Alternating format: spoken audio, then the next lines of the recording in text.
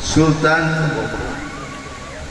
Muhammad Maulana Muhammad Safiuddin yang dinobatkan pada tahun 1809 sampai 1813. Usia beliau saat itu masih 10 tahun ketika dinobatkan,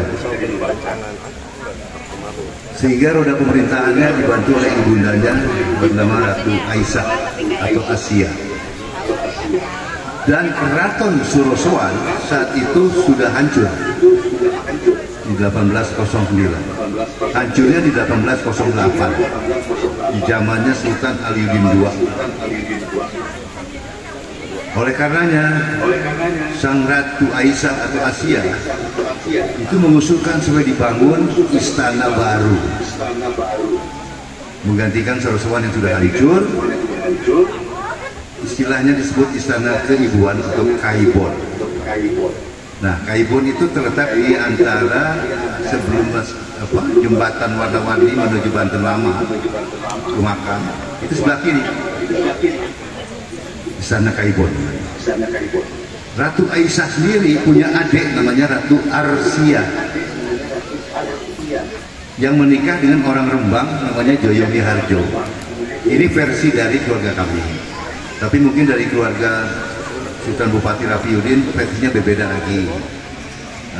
Kita saling tabayun aja, saling sama-sama mengeluarkan pendapat tanpa mengurangi, harus menjelek-jelekan tidak. Tapi ini sejarah yang kami tahu bahwa Ratu Arsiah itu menikah dengan Joyomi Harjo, artinya bahwa Joyomi Harjo itu adalah paman iparnya Sultan Safiuddin. Nah, ketika 1813 Banten dipecah menjadi 3 bagian, ada Banten Hilir, Banten Hulu, dan Anyer. Banten Hulunya siapa yang memimpin ini setingkat kabupaten waktu. Kesultanan sudah dipecah menjadi setingkat kabupaten karena sulitnya Belanda menghancurkan Banten.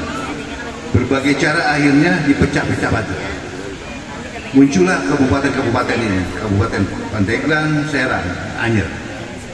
Nah, yang berkedudukan di Pandeglang adalah diangkatnya Joyomi Harjo tadi dan bergelar Sultan Bupati Rafiuddin. Di sejarah, nasab silsilahnya dirubah oleh Belanda, puterbalikan, seolah-olah Sultan Bupati Rafiuddin itu putranya Sultan Safiuddin. Nah, versi itu sangat berbeda dari cerita, bahkan manuskripnya yang dari Belanda ada bahwa Sultan Safiuddin itu digaji oleh Belanda berapa gulden ada, termasuk Sultan Safiuddin akhirnya digaji oleh Belanda ada ketika jabatannya sebagai Sultan Bupati. Sultan Bupati Rafiuddin berkedudukan di Pandeglang, lalu Sultan Safiuddin sendiri bagaimana? Berubah pula statusnya menjadi Sultan Bupati yang tadinya berdaulat penuh 1809 sampai 1813, berubah status menjadi sejak 1813 ke depan sampai 1816. Ini Sultan Bupati Safiuddin Gedung Kodim yang sekarang jadi Gedung Ramayana di alun-alun. Yang di Anyer itu siapa yang memimpin saat itu?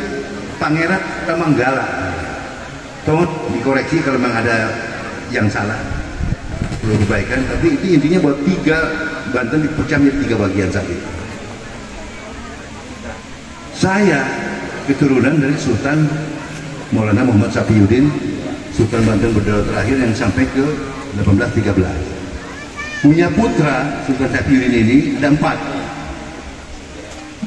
Pangeran Suryo Kusumo, nama Jawa semua karena di Surabaya tinggalnya.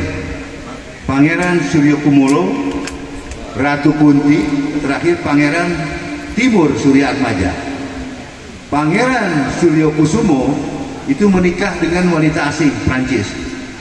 Seharusnya beliau putra mahkota, tapi didis oleh ayahnya, oleh Sultan Safiuddin karena menikah dengan wanita asing. Tidak berhak menyandang gelar apapun, Bang. Yang kedua, Pangeran Suryo Kumolo menjadi petapa tidak menikah sampai wafatnya beliau tidak punya keturunan. Yang ketiga, Ratu Kunti gelarnya hanya sampai kepada putrinya itu, Ratu Kunti. Nah, siapa pewaris tahtanya? otomatis Pangeran Timur Suryatmaja punya anak dua. Pertama Pangeran Ratu Bagus Arjo Mariono Suryat kakek saya. Dua, Pangeran Iman Supeno menikahnya dengan wanita Belanda. Didiskualisir juga tidak boleh menyandang gelar kebantenan. Jadi yang berhak menyandang gelar yaitu Pangeran Ratu Bagus Arjo Mariono Suryatmaja, punya anak 17 Pak. Yang pertama Ratu Jamrud, yang kedua Pangeran Ratu Bagus Abimanyu, tidak menikah sampai wafatnya, belum punya keturunan. Yang ketiga Ratu Pauline, perempuan. Keempat juga perempuan juga. Yang kelima baru ayah saya, Pangeran Ratu Bagus Abdul Mughni Suryatmaja. Beliaulah pewaris tahtanya saat itu dan kemudian jatuh ke saya. Seperti itu sejarahnya dari Sultan Safiuddin. Saya datang di Banten itu 2010. Ketika itu saya dinobatkan di Siak, Forum Kerajaan Senusantara, saat itu dipimpin oleh Kanjeng Sinuhun Tejo Bulan. Di Siak Riau saya dinobatkan mewakili Banten, karena selama ini waktu Banten itu bukan dari pewaris, jadi dulu bukan pewaris tahta, seperti itu katanya. Saya agak kagok saat itu. Ujuk-ujuk kok dinobatkan sebagai Sultan Banten, harus berpakaian yang ala budaya dan lain-lain. Saya waktu itu nggak punya, nggak siap, pakai aja bekas gitu, nggak ada, gitu kan. Sudah saya ikuti acaranya dan harus tinggal di Banten sejak itu, dan saya jujur saja masih kagok. Saya masih berkecimpung di dunia bisnis saya, mundar-mandir terus, artinya ya, ke daerah kemana saja itu ya, dan hampir tidak pernah ke Banten. Ke Banten sekali-sekali hanya ziarah, tapi nggak ada ampun. Di 2011 awalnya Rakyai, sebelumnya saya juga bersilaturahim dengan Kiai Tobari ya, diajak oleh Pak Mogi Nurmadi itu bersilaturahim dengan beliau di pesantrennya, dan kita semua bertemu kesepuhan di sana. Alhamdulillah bersinergi bahwa ini pewaris tahtanya sudah hadir, seperti itu cabutannya waktu itu ya. Jadi saya mau tidak mau hadir di Banten, ingin lebih bersilaturahim dengan para juriat dan masyarakat Banten. Akhirnya saya terpanggil betul ketika saya melakukan riadoh ketika 40 hari di Banten 2011. 40 hari di sana, tidur dia di masjid segala macam, itu nggak keluar-keluar, makan di situ sampai ke hari ke-41 saya berziarah. Petunjuknya di makam jam setengah 3 terjadinya malam Jumat, saya ingat.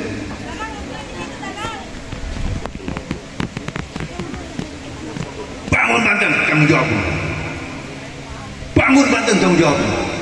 Yang ketiga kalinya keras pula pundak, katakan siap. Sejak itu saya nggak pulang. Sejak itu saya nggak pulang. Saya tinggal di tempatnya Ki Watul Ajin sementara, karena tidak boleh jauh dari makam dan masjid. Dan waktu itu juga saya berkenalan dengan yang membawa saya ke Jokowi waktu itu ya, masih menjadi gubernur yang ingin menjadi presiden. Alhamdulillah Jokowi datang di Banten, telepon ke saya, minta restu. Saya bilang cuma 2 hal aja lakukan: makam Sultan Hasanuddin, ziarah. Kedua, bangun Banten yang kumuh-kumuh menjadi baik. Dilakukan itu dengan baik, niatnya. Alhamdulillah kepilih. Nah, hari ini sayangnya tidak mengikuti apa yang disarankan. Belum kelihatan Indonesia, khususnya rakyat Indonesia. Mudah-mudahan ke depan Indonesia akan lebih baik, khususnya Banten. Mari kita sama-sama dari keluarga Sultan Ageng Tirtayasa, Rentong, tidak salahnya beliau menyampaikan tadi itu niatnya dari keturunan juriatnya untuk membangun Banten lebih baik. Kita dukung, kita sama-sama bersinergi membangun Banten ke arah yang lebih baik. Jadikan Banten Badatun Tuebatun Wargun Gofur. Mudah-mudahan terwujud semuanya. Persis motonya, niat kami pun sama. membangun rumah sehat bukan rumah sakit loh. Iya, orang sakit harus jadi sehat, makanya harus rumah sehat. Dan yang kedua, yang paling utama sebetulnya adalah kembalikan Banten berakidah. Karena selama ini yang sekarang Banten tuh bagus ya, tuh bagus kabeh banyak kan. Bener nggak? Gelarnya tuh bagus banyak. Ya, korupsi di mana-mana, ya. Luar biasa Banten. Kita harus rubah semua. Jadikan Banten berakidah, berbudaya, sejahtera. Ayo Pak Raden, kita bangun Banten sama-sama. Tapel. Itu saja yang bisa saya sampaikan. Mohon maaf, ini saya mau mengingatkan saja nama saya yang lengkap, Ratu Bagus Hendra Bambang Wisanggeni. Dipanggil Bambang, panggil aja Bambang Bambang. Mau Sultan Bambang terserah, bukan yang Sultan terserah, yang mulia terserah. Panggilan itu kan punya hak masing-masing yang memanggilnya. Demikian, wabillahi taufiq wal hidayah. Wassalamualaikum warahmatullahi wabarakatuh.